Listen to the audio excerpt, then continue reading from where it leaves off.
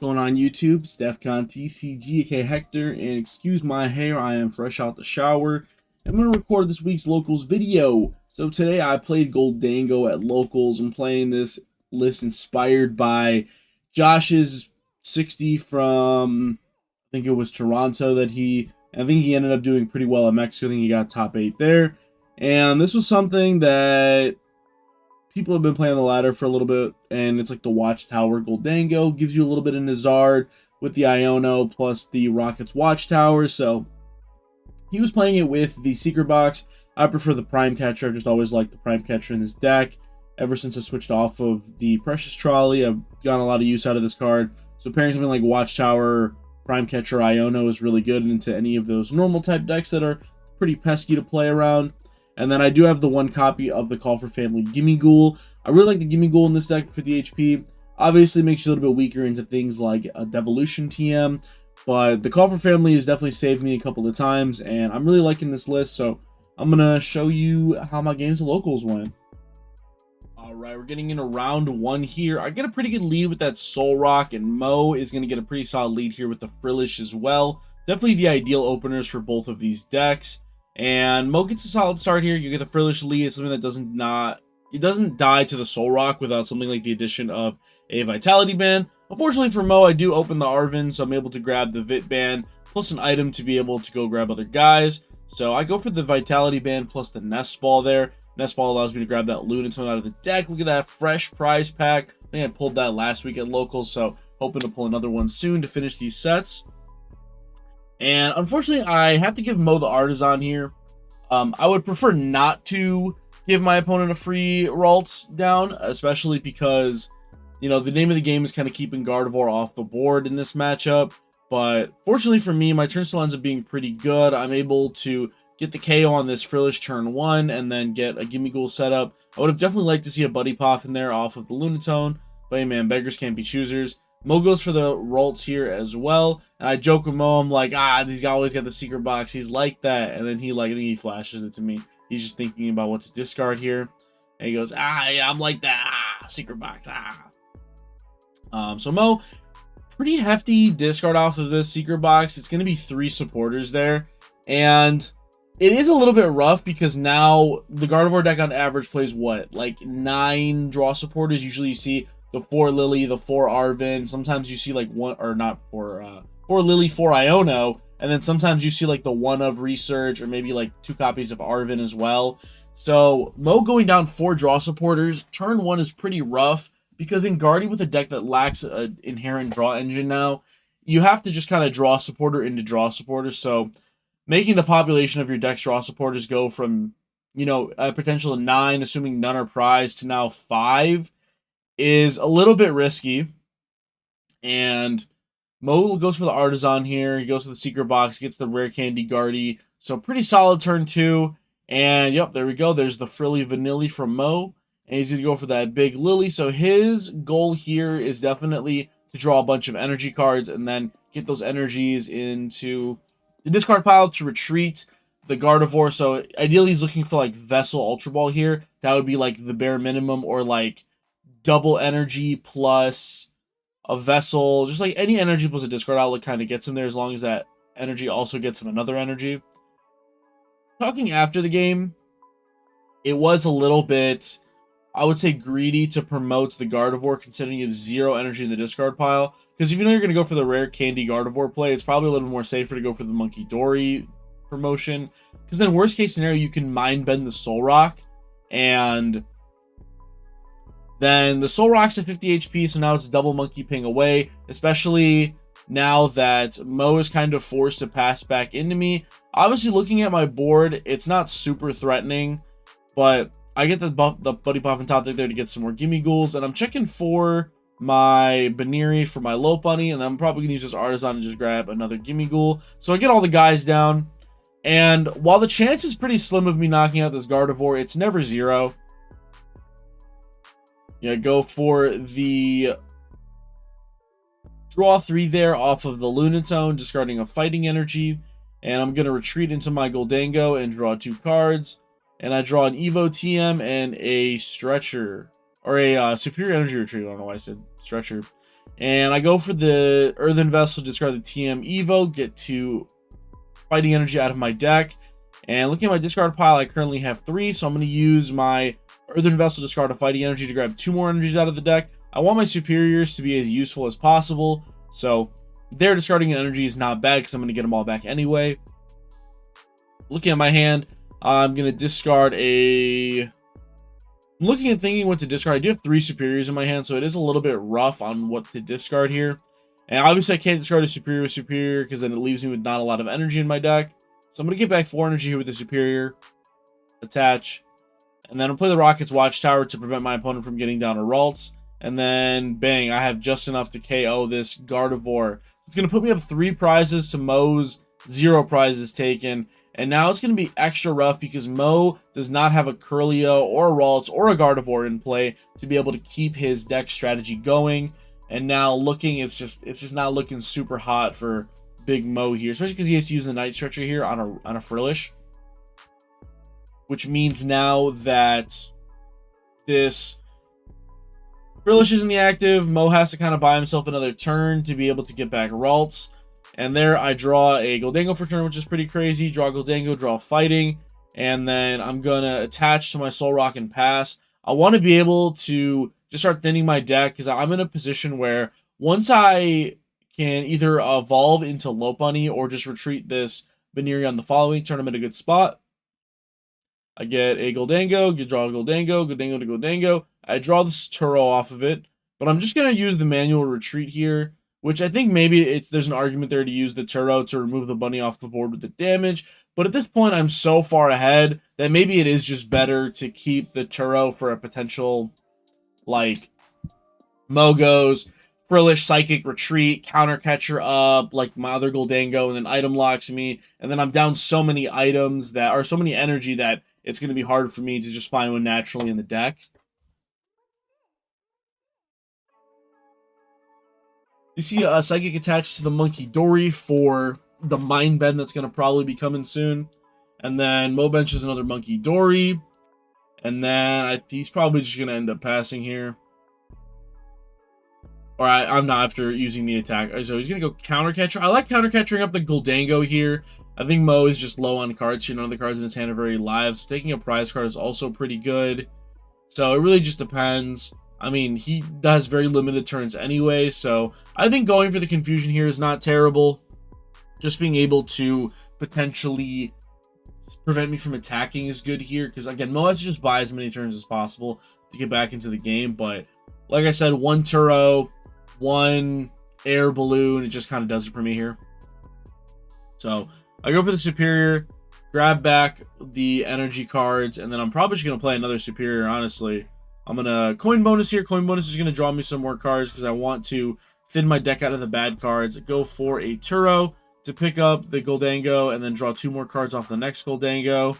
And then now I have more targets for my superior energy retrieval. So I'm just counting energy on my discard pile. I believe I have, what, 5 there? I have 6 there. So I'm probably just going to use another superior, refill my deck with energies. And then even if Mo wants to go for that item lock, it'll be almost impossible for him to achieve that with me having so many energies in the deck. I will eventually just draw all of the energy that I used. And then I'm going to play Super Rod to put back the remaining energy. So now I go from like 8 energy in the discard pile to 0. So it's going to pretty much guarantee that on the following turn, even if Mo does get like Air Balloon Frillish, I'll still have enough energy to KO Frillish. And there, I get the KO on Monkey, and the writing's pretty much on the wall here. And yeah, Mo's just going, well, there's nothing for me to really do here. The only supporter in hand is that Turo. And yeah, you can just kind of see like the speed of Gholdengo and just kind of how fast it's able to like just tear through decks if they get a mediocre start. And Mo pushes the Dehansy into the active. And I mean, he knows it's weak to metal. I know it's weak to metal. I think he just does it so I can get the clip off. What a good friend. Get the draw. And then, yeah, I can just go for superior, or I can do the funnier knockout too. Because, I got Prime Catcher, kill the monkey. So that's going to be game 1 of round 1. You're going to see this next game. I'm going to pause this really quick. So this is actually round 3. Thank you, G-Hub. I appreciate it. We're going into round 3 with this one. So round 2, I dunked a Dragapult player.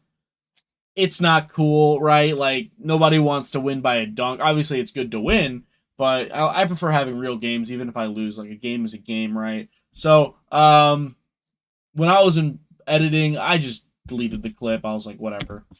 So, we're going to round 3. I'm 2-0. Very nice. And I'm going to hit an Ends Darmanitan, or Ends Darumaka, Darmanitan, Zoroark deck. So, this is definitely one of those variants that could be very good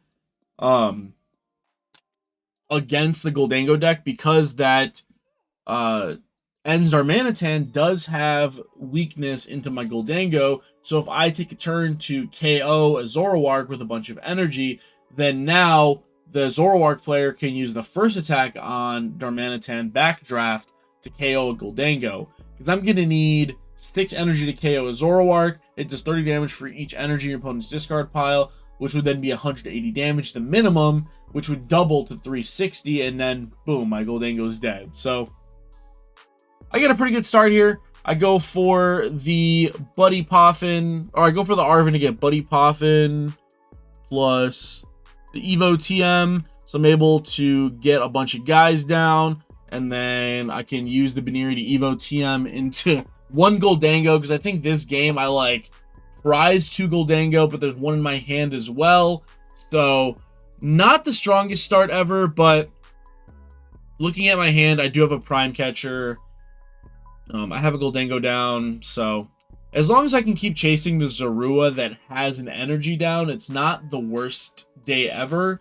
So, like, looking at my opponent's board, right, they have 2 Zoruas or Darumaka, and I think they play a Lily there. It's just off camera. Yeah, they're going to draw 8 cards here, and we'll see how many Zoroarks they get into play. There's another Darumaka, which is still another threat, so a pretty big Darumaka line here. And then, yep, we get the double Zoroark off the Evo TM, and there I'm going to top deck, I think, a Nest Ball, so I'm able to get Lunatone into play. Evolve my other Gimmighoul. So, like, it's not looking too bad here. I can draw a card, and then I can see what I get. Obviously, I think here I'm looking for, like, Energy Lopunny to KO the Munkidori. But I'm just going to Prime Catcher up Zoroark, draw 2 cards. My hand is very weak. So then I think I'm just going to end up passing here, unfortunately. But the nice thing is at least the Zoroark without an energy is in the active spot. So if my opponent Caleb here wants to use a Night Joker to copy something, then he's not going to be able to do it without using like an additional combo piece. So he has to either like dig for a secret box to get like an Earthen Vessel or an energy switch. And then here also Caleb doesn't bench a Reshiram. He benches another copy of Enzarua. So I know I'm safe from getting attacked by one of the big attacks. And he just had some proxies, Lily's Determinations. It's been a while since he's played, so we just give him a little hard time for those. We're like, what are these, bro? Come on, you could ask to borrow some lilies. I probably have a couple extra in my. I have like a big trade binder that has just like random staples in it, and people will want them. I usually just give them to them, especially if it's like little stuff like that. Like, where is this giant thing? Actually, I don't. Oh no, it's in my. I know where it is. It's in the car, but. I thought I had it right here next to me, but it's another black binder I have. So, see the secret box. Secret box can get a Buddy Poffin plus a Turo, or it's going to discard the Buddy Poffin, the Turo, and the Lily to be able to search End's Castle. We'll see what else. An Air Balloon. But the nice thing here is that because Caleb is committing another stadium down, I can eventually like play an Artazon on top of the End's Castle and then eventually win the Stadium War. The End's Castle is definitely cool. I like that. Being able to have free retreat's nice, especially with how big that Darmanitan is. That big boy's got free retreat, and sometimes you're not always able to bench Darmanitan. And it looks like he's just going to sack his Munkidori here, which is not a bad play. He always wants to have the most amount of Zoroarks in play. Munkidori isn't super great in this matchup because most of the time I'm just going to want to one-shot a Zoroark anyway. So putting damage counters back into my board isn't the greatest, because it probably will never proc. So here I'm looking. I just want to have a bunch of energy down. I want to also attack with a one prizer here. So I'm going to Boss's Orders Zorua and then attack it with my Solrock so that I have a one prizer in the active. And then this way, even if Caleb wants to go for like a Darmanitan triple reversal, he's only taking one prize onto Buneary, and then I can use it to use my Gholdengo to knock out the Darmanitan on the following turn. Also, I can attempt to reset up my Buneary on the following turn so that it can potentially later KO like a Fezandipiti for one prize. We see the Air Balloon attached to the Zoroark with one Darkness Energy. And Caleb really needs a Reshiram down, because again, like Backdraft isn't going to do a lot here. He's just going to retreat into the Munkidori into the Zoroark, use that Ends PP up, and then he's probably going to end up using the Pecharunt that was benched to put that bench Zoroark back into the active spot and then be able to attack with it. I guess he can use Flame Body Cannon. It will be able to knock out and take two prizes this turn, but it looks like he whiffs the Darkness Energy there, which is pretty unfortunate. So go for the Vessel there, and I'm going to be able to get two Fighting Energy out of the deck. So this turn off, I'm able to take a knockout onto the Zoroark. I'm in a pretty good position. I'll be very far ahead. And then I'll be up 3 prizes. Even if Caleb takes 2 prizes every turn, it'll be pretty rough for him to be able to catch up to me, especially if I just don't bench a lot of liabilities that Darmanitan can take prizes off of. But then again, if he's using Darmanitan to kill 1 prizers, he's not dealing with my Gholdengos, so then my Gholdengos can just net me more advantage as the game goes. So here I'm looking at my hand like, what is the best option? Draw another card there, draw the Arven off the coin bonus. And I'm going to wait for this coin bonus. I'm going to retreat my Solrock into Gholdengo and draw 2 more cards there. And I believe I play Earthen Vessel there. Yep, so there's Earthen Vessel. And then I should have a good chunk of energies in the discard pile already to pair with that Superior Energy Retrieval that's in my hand. Go for Arven. Just kind of taking a look at the deck to see what eligible cards I have that I want to discard off of my Superior. Something like a Nest Ball is not going to be as useful anymore. And then I'm just lining up my energies here just to make sure that I have enough. And I'm going to, just want to smack up this Zoroark. And I have 2 Gholdengos in the prize, which I think I end up taking Gholdengo off the prize there. So now is the turn that Caleb is going to want that Superior, or the Triple Energy, the Reversal Energy, to be able to use the Backdraft. It's kind of past the point now where the Flame Body Cannon attack is going to be as good, just because you're doing 90 and 90, which, I mean, doing 180 plus 90 is pretty solid to like KO Buneary or KO the Gimmighoul, but you really need to start taking prize cards here as the Zoroark player. Otherwise, you're just going to fall too far behind. Even having the big Darmanitan line, it can still be rough to beat Gholdengo just because they have that large speed, and you can't really tech the Darmanitan and the Toedscruel in the deck. Otherwise, your deck's going to be a little bit too over-teched. It's not going to be as consistent. Maybe you fit the 1/1 Toedscruel right if his board is like Zoro, Toedscruel, Darm, Reshiram. Like, maybe that's a viable board into Gholdengo, but it's definitely rough because Darmanitan is now like eating a spot of a bench spot that could just be like another Zoroark, I guess. So I'm just gonna start ripping through my deck here, and I just want to try to take as many prizes as possible. We saw the Backdraft there, take 2 prizes onto the Gholdengo, which is exactly where Caleb wants to be. He wants to be using these 1 prize Pokemon to take knockouts on my 2 prize Pokemon. Unfortunately here, I don't believe I drawn out to Gholdengo, so I'm just going to have to KO this Darmanitan the old-fashioned way. Go for the Arven. Arven's just going to thin me some more cards out. So I just grabbed the Air Balloon because if Caleb Ionos me, I want to have another Superior Energy that's not at the bottom of my deck so that I can have some draw outs. So then I'm going to draw a card there off, or draw a prize card there off of the Darmanitan. And now the thing with this Darmanitan deck is usually it only plays like 1, maybe 2 reversals. So the chance of this Darmanitan getting set up again are pretty low. Caleb doesn't have that many cards in hand, and he still has only 1 Zoroark in play. So even if he goes like Fezandipiti Zoroark, he has to find a way to retreat, another Zoroark. he has to find a triple energy that doesn't potentially exist, or he has to find like energy switch, ends PP up, retreat, plus a hand disruption. So it's a lot to ask for sure off of 2 Zoroarks. Let's see. Taking a look through his discard pile at the moment. Thinning out his deck as much as possible. But also this Petron is sitting on the bench, which is a pretty easy target for me to KO. It's just a boss plus a superior, which isn't super crazy to get in Gholdengo. So I draw 2 cards there. I'm pretty sure it's Solrock Superior. So there we go. Me not getting the superior energy off of that Arven is rewarded. And it looks like I'm just going to get my Fezandipiti KO'd here, which is fine for me because now I have a Gholdengo. Alright, well, sorry about that. I guess I forgot to mute that clip. And now I have a Gholdengo in the active spot. That's going to be able to net me 2 cards. Caleb is now also at 2 cards, but like I said, it's actually Iono, I lied. But the 2 cards I need here aren't super crazy, so I get boss there off of that. And now I get to draw 3 more cards, so I get to...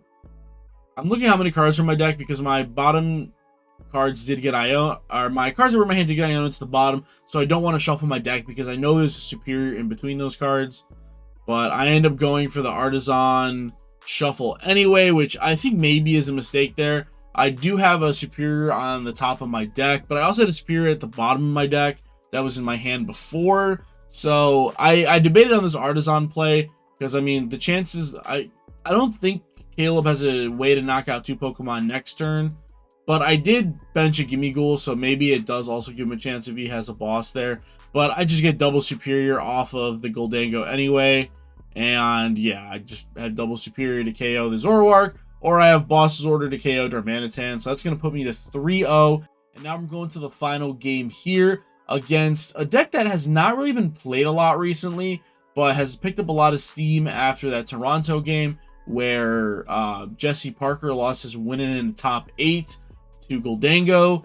And this matchup is really rough for the Miraidon deck. It is definitely winnable, but it is definitely... It can be rough for sure. So I win the die roll. I tell Kyler to go first. He's going to get that Iron Bundle lead. And he's got a scary board here off the start. Gets the Iron Hands down. And there's going to be probably a Miraidon grabbed off this Nest Ball, I imagine. And that's just going to be able to grab a copy of whatever he wants out of the deck. And the deck plays like Magnemite. It plays Zekrom EX. It plays a Mega Manectric, I believe. Because I think this one is going off like an evolution of Jesse Parker's list where there was a man in Mexico at the... what regional was it? Not Querétaro. What is it? The one that just happened. Whatever I forgot. I'll throw it up on the screen if I remember. But he had made day 2 with the Lopunny, or with the Miraidon deck with a 1/1 Mega Manectric and a 1/1 Mega Lopunny, which are both pretty cool, right? You have a Mega Manectric, which is a nuke button. And then if you whiff the attack, you have a Mega Lopunny that can just do 230 damage. So it gives you an extra out to attackers that like aren't weak, or I guess it is still weak to fighting, but it has a little bit more HP. So into something like Donzard, your opponent can't just like do the Briar, Counter Catcher, Dusknoir combo on you as easily. And then there's a Prime Catcher used, but I tell Kyle you cannot use Prime Catcher if I don't have any benched Pokemon, which is unfortunate that he has to use the Prime Catcher turn 1. But he's still looking to have a solid board here. He gets the Iron Hands, the Magnemites down. And he draws his brand new 6 cards. And we see a Carmine, a Magneton, an Energy, and a Stretcher. So I think Kyler ends up shipping this hand, but I think from what he... Oh, he has double Stretcher in hand? Oh, and there's that Boss. It's Boss, Carmine, Magneton, Stretcher. Yeah, I think if I'm Kyler here, because I think he had 3 energy in the discard pile already, or 2. I think I just keep that hand there. I think just having access to the Magneton is very important on this following turn to be able to get it to amp off. And if he is going to want to do that as a central strategy, getting rid of a Magneton and then another out to Magneton is pretty bad. Because even if he draws like a research on the following turn or plays a research, then he just has like way less live targets in the deck. And Looking at my hand, it's not particularly good. I have a triple vessel opening hand, so I mean the nice thing is I am able to thin out a lot of energies from my deck. The unfortunate part is that's pretty much all I can do. The last card in my hand that's not an energy is a copy of Gholdengo, so more than likely here off of my call for family, I'm going to have to just grab another copy of Gimmighoul. So, because I was just kind of anticipating here that Kyler was going to go pop Magnemite, evolve into Iron Hands, and then get a KO on me. So, see the Super Rod, which is definitely a great draw for Kyler. We see him grab the Magneton, and he's eyeing up the potential Mega Lopunny as well. Not super great against Gholdengo. You're not able to one-shot anything, but it could be useful against like a potential Fezandipiti. That's always a possibility as well. I think if I'm him, I'm just putting back the Magneton, but like I said, if he would have probably just held the Magneton here, he could have, you know, attached to the active Delibird, and then evolve the Magneton, pop, get Iron Hands out, and then amp the Gimmighoul. And then he's actually in a pretty good spot, because even if, like, I KO the Iron Hands on the following turn, because he knows I'm holding a bunch of energy, like, he can always Carmine, draw 5 more cards, and then it's like, okay, if he draws, like, another energy or another Pokemon, or, like, some generators, those can always power up another attacker. So yeah, like I said, so off the Carmine, he would have drawn not the 4 best cards ever, but he does get the Super Rod. He didn't get out to another ball card in that hand after the Carmine, so that could have been maybe the only bad thing. But we see here, he's got double generator, jamming tower, and a Zekrom. So he's got 2 energy down. Unfortunately, Kyler also did not get another ball card, so this Iron Hands is going to be stuck on the bench for this turn, because he already did an attachment to the Iron Hands. And now the Delibird is in the active spot, and he cannot retreat it because he doesn't have access to something like a Latios. And so it's going to go back to me. And I get a pretty nasty top deck with the Lunatone there. Be able to draw 3 cards. And I draw Buddy Poffin off of that. So now my deck is kind of firing on all cylinders. And you see it's all thanks to the GOAT, Call for Family Gimmighoul. Best card in the deck. And yep, there we go. I'm able to get 2 more Gimmighouls onto the board. So now my board's looking pretty nice.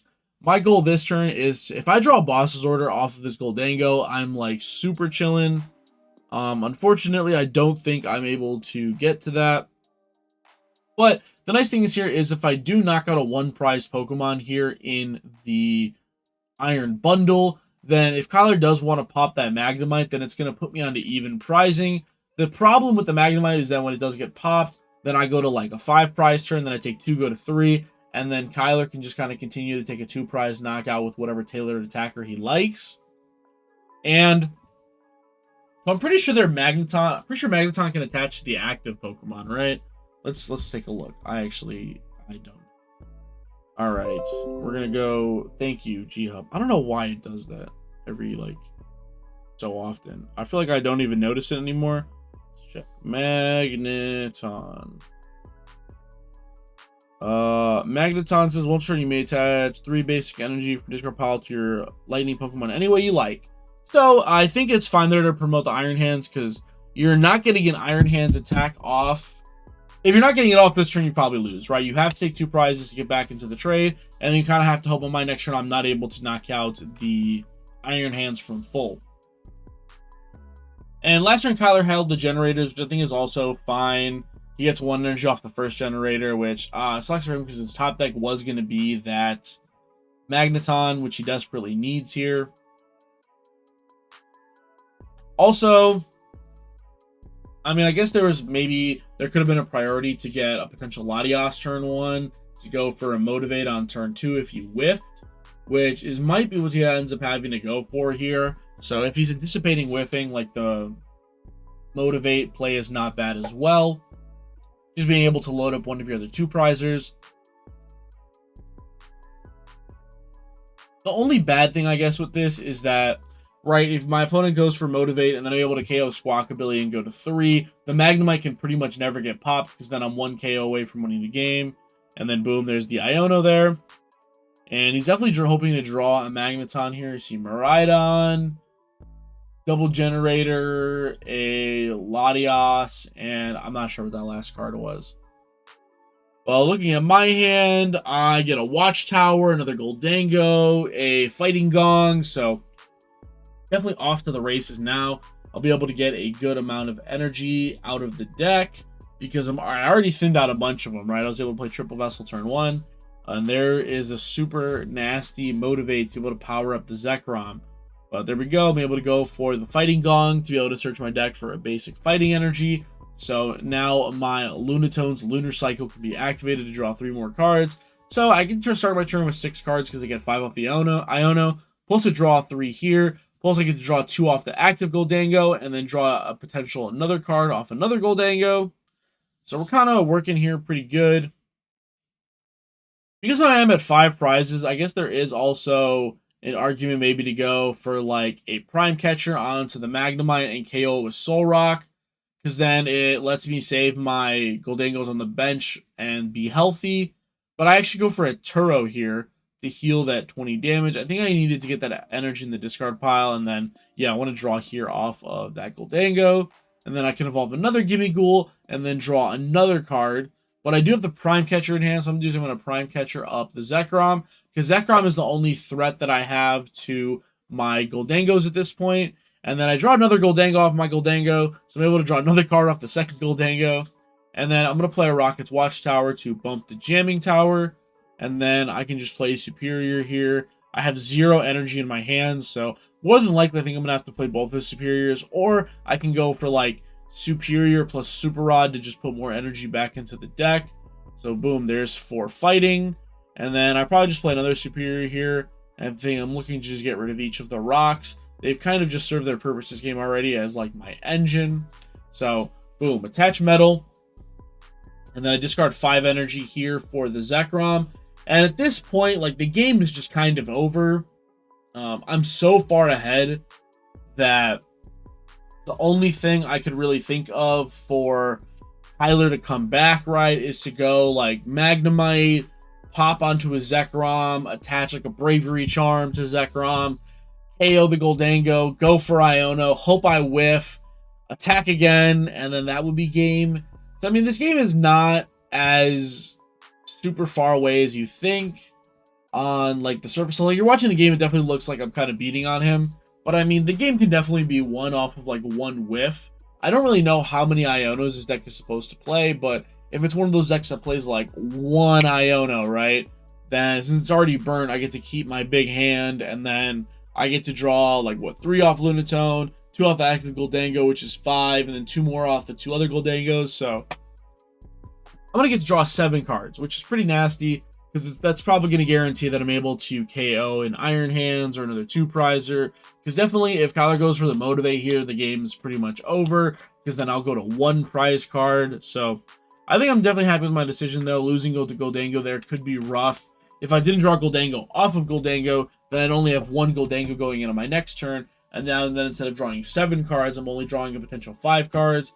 And then Kyler just kind of sees the writing on the wall there and just scoops it up because there's not really a win condition here for him to be able to take like a big KO and then Iono, because what I assumed is he only played the 1, so he already burnt it. I have a giant hand, and I can just keep doing more stuff. So yeah, that's going to push it to 4-0, and ooh, I won locals with Big Dango. Very solid deck. It didn't end up playing any normal decks, so the Rocket's Watchtower was pretty useless, but Prime Catcher's broken, and I don't know if I used Iono, but I'm sure at some point it's useful. Oh, excuse me. Should have had my coffee, man. It's early in the morning. And yeah, that's it. So appreciate you guys watching. I will have the deck list in the description down below. And yeah, shout out 88 Card House. Shout out Lost Home Kitchen. Peace out.